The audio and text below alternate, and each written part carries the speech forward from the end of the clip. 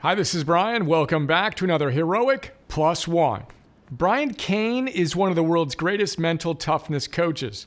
His client list includes 4 Major League Baseball Cy Young Award winners, 8 UFC World Champion mixed martial artists, World Series and Super Bowl champions and MVPs, Olympic medalists, and countless other elite athletes and coaches.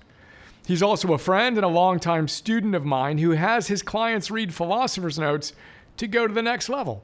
Cainer, high fives. Now, we're going to be talking about him and his wisdom more in the weeks and months ahead. Philosopher's Note on his book, The 10 Pillars of Mental Performance Mastery, coming soon. Today, I want to chat about one of his clients. Quick context. Brian recently visited me and the Johnson family out here in the country outside of Austin.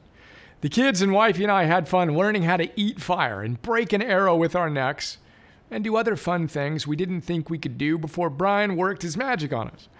Now, there was a big UFC pay-per-view event a few weekends after his visit. Brian happened to be coaching one of the fighters in all 3 of the top 3 fights, 2 for championship belts. He invited me to go to the event, but me being me, I told him thank you, but I'm going to be in bed hours before the championship fight, so although I didn't go to watch the fights, I did do a little research on his fighters. I read an article on one of the guys fighting for a title. His prior competitors talked about how much he freaked them out because he seemed to love getting hit in the face. The harder they hit him, the more he smiled as he asked them if that was all they had. Them, freaked out.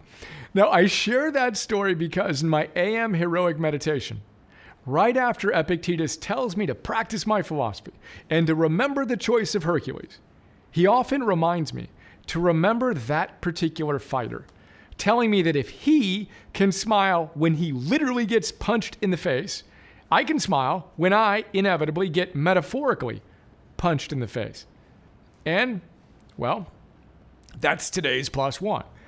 Now, I understand the fact that the whole martial art metaphor thing might not be your thing, but it's been a handy philosophical teaching tool for thousands of years, so if you'll indulge me, and if you feel so inspired, the next time you get metaphorically punched in the face, note, not if, but when, I encourage you to remember Epictetus and his boxers, and Cainer and his mixed martial artists, and see if you can have fun flipping the switch and smiling as you ask the heroic gods if that is all they've got.